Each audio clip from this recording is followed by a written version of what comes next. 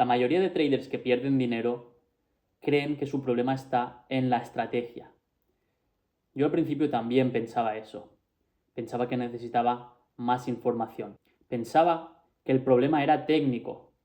Saltaba de estrategia en estrategia, de mentor en mentor, hasta que me di cuenta que el problema era yo y mis emociones.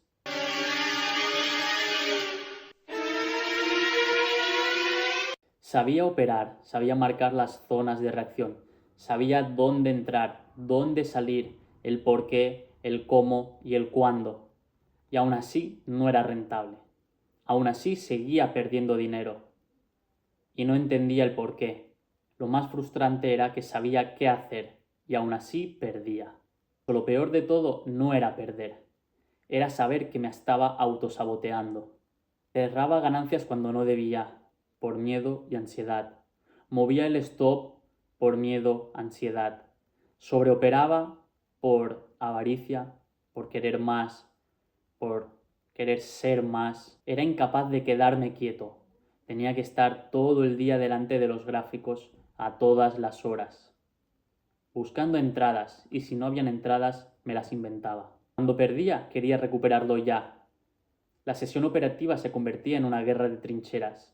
Yo contra el mercado, como si él me debiera algo. Lo más peligroso de esto era que entraba en ese ciclo emocional sin darme cuenta. Pensaba que era racional, pensaba que estaba siguiendo mi plan. La realidad era que quien estaba operando ya no era yo, sino mis emociones. Al mercado no le importan tus excusas, no le importan tus horas de backtesting, no le importa cuánto hayas estudiado. Al mercado no le importa. El mercado simplemente expone lo que eres. Si eres impulsivo, te lo hará pagar. Si eres avaricioso, te lo hará pagar. La parte más difícil de entender fue que no era una pelea con el mercado, era una pelea conmigo mismo. Recuerdo un día que llevaba una mala racha, 2 semanas consecutivas de stops, de break-evens, ni un solo profit. Venía muy frustrado aquella semana y lo peor es que venía con el ego muy tocado. Después de 2 semanas consecutivas tocando stops, llegó una entrada. Y honestamente recuerdo esta entrada porque ni siquiera entraba en mi plan de trading, pero aún así entré. Porque quería recuperar, porque quería demostrar que yo era, porque quería tener la razón. Aun siendo una entrada que no entraba en mi setup, la tomé. Y acabó mal. Pero lo que más me dolió de aquella entrada no fue perder dinero, fue entender por qué había entrado. Por puro ego. Y ese día fue el día en el que me di cuenta de mi error. Ya no estaba tradeando el mercado, estaba tradeando emociones.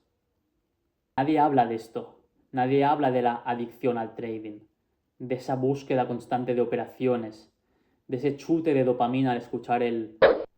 Te haces adicto a la acción, te haces adicto al gráfico, te haces adicto a chequear cómo va tu trade, te haces adicto a la sensación de estar haciendo algo. Y se nos olvida muchas veces que no hacer algo es hacer algo. Se nos olvida que para quedarte quieto también necesitas disciplina. La consistencia empezó cuando empecé a operar menos, cuando entendí que menos es más. Todos son capaces de dibujar líneas, pero son pocos los que logran controlarse a sí mismos. Y esta es una de las partes más difíciles del trading. Por muchos mentores que tengas, por mucha formación que tengas, por mucho backtesting que hagas, esta es una lección que vas a tener que aprender sí o sí. Vas a tener que pasar por esta casilla si quieres convertirte en un trader rentable. Porque la parte más difícil del trading no es la estrategia, no es la sesión bursátil, no son los indicadores. La parte más difícil es controlar esta de aquí. Controlar el ego, controlar las emociones, controlar el miedo, entrar en el mercado aún teniendo miedo. Esa es la parte más difícil. El hacerte un puto ninja de tus emociones. Porque el mercado no destruye traders, expone emociones. Y hasta que no entiendas esto, ninguna estrategia ni mentor va a venir a salvarte.